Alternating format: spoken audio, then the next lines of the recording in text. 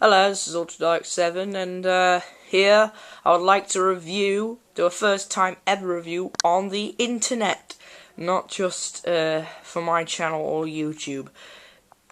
And we have a look at the Forces of Valor model kit of the Tiger 1. Early version, but they don't do any other versions. And for those who don't know, yes, Forces of Valor do model kits now. And to be quite honest, it's a really good and more detailed alternative to the crappy Airfix Tiger tank, without the need for buying expensive Dragon models or Trumpeter models or such. And it comes in as fewer parts than you'd expect. The wheels are easy to put on. There's rubber band tracks you could put on with super glue, but I somehow put it on with model glue, but you can see there are gaps. They're not really that visible when you actually put it on the surface though.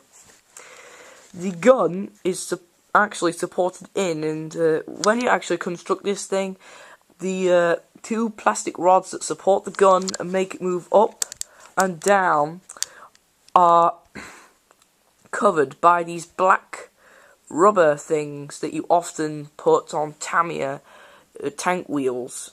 And they make the gun stable and go up and down, rather than when on trumpeter kits, which eventually wear down, just flop.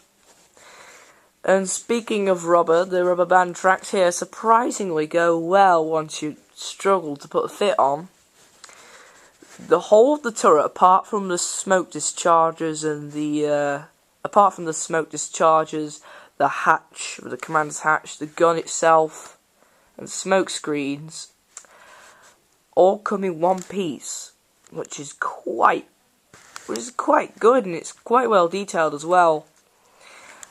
And it comes with good decals representing Tiger 131, which is currently in Bobbington Tank Museum, world's only original fully functioning Tiger tank. Now, the detail is quite impressive, knowing Forces of Valor. So you can finally have a Forces of Valor tank that's actually, well, just slightly more expensive than the Airfix models.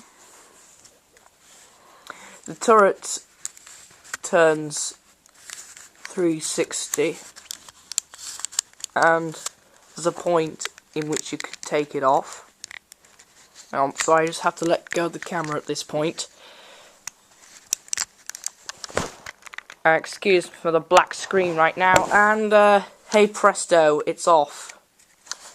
Looking at the turret, it's got quite good detail, but a major thing about it is the little commander figure over here. You see, it's got a slot in which I suppose you've got to glue him into, but I didn't do it, so you can just take him out.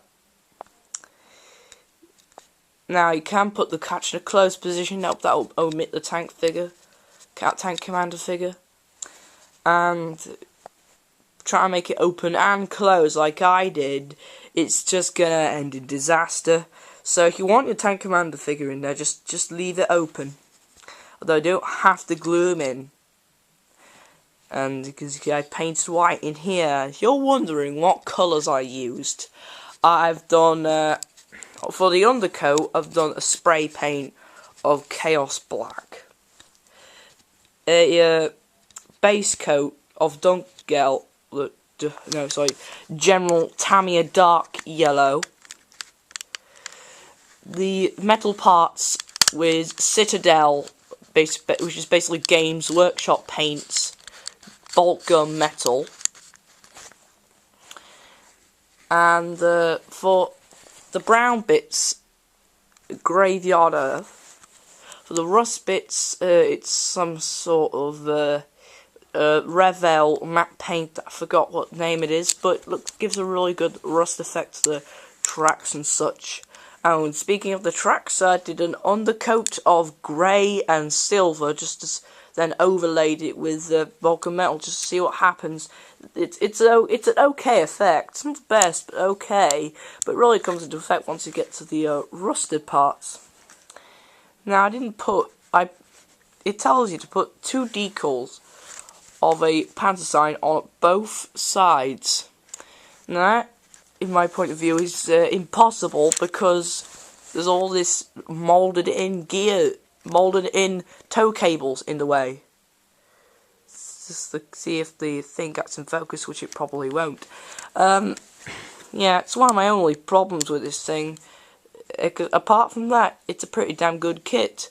And when you follow the instructions, don't put the smoke screens on the way up they tell you to, because if you look here, these smoke screens are upside down, which they're not really supposed to be, so ignore that. Do them the other way up. Rather than me, I'm just going to have to stick with a Tiger tank with the smoke exhausts all down. So it's a pretty damn good kit. I really recommend it. Extremely detailed and cheap way to against Airfix. So yeah, I hope you like, comment, or maybe you can even subscribe to my channel to make sure that I'm just going to upload that many more videos. And yeah, so adios until next time, YouTubers.